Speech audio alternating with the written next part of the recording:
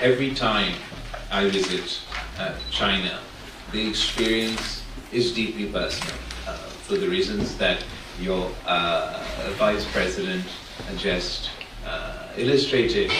My grandfather, Shahid Zulfikar Ali Bhutto, is credited in Pakistan for laying the foundations for this iron brotherhood.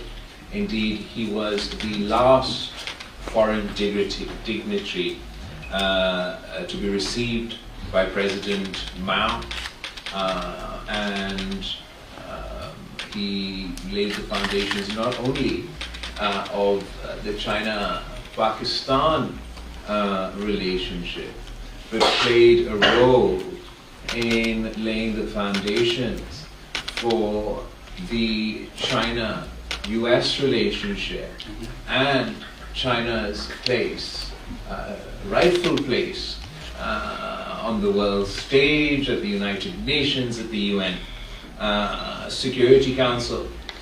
Later, my mother, Shahid Mohtarma Benazir Bhutto, who was the first female Prime Minister of Pakistan, and indeed the Muslim world, twice served as Prime Minister of Pakistan and advocated passionately, domestically and internationally for the Pakistan-China relationship. My President Zardari, has worked, he's now the only civilian president in Pakistan to have served as president twice.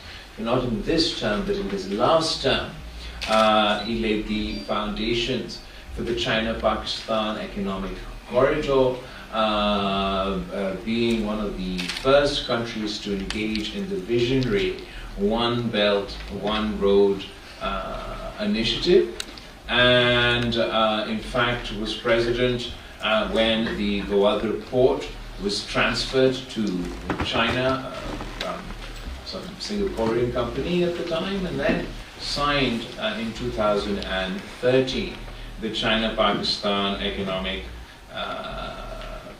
corridor with your then Prime Minister.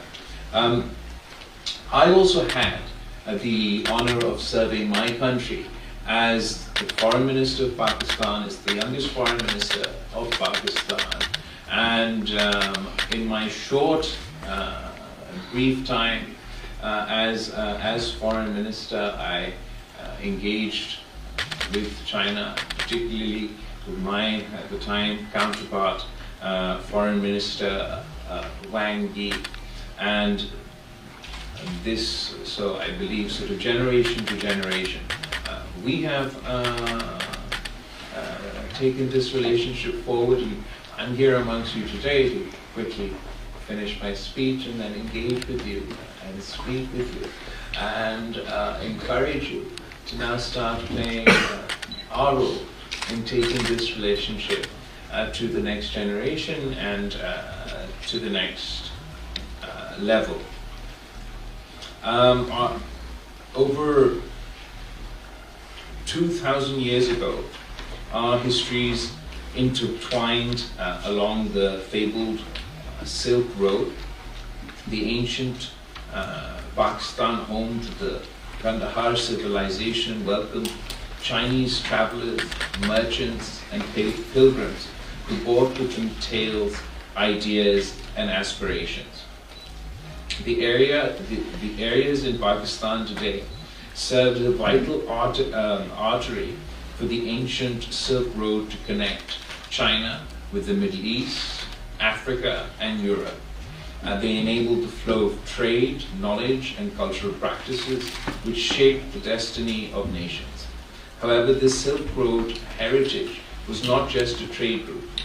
It was a conduit of exchange in culture, laying the first stone of the foundations of what we now celebrate as our iron brotherhood. And as part of my message for you today, this relationship is deeply rooted in collective memories of both our countries. Building on our ancient links with the formal establishment of diplomatic ties, Pakistan had the distinct honor of becoming the first Muslim country to recognize the People's Republic of China 60 years ago. They say today that everybody wants to be friends with China. And what we are particularly proud of as Pakistanis, that today obviously everybody wants to be friends with China. But we wanted to be friends with China even when nobody wanted to be friends with China. And we have that unique relationship that isn't one born of opportunity, of aligning with the rising sun.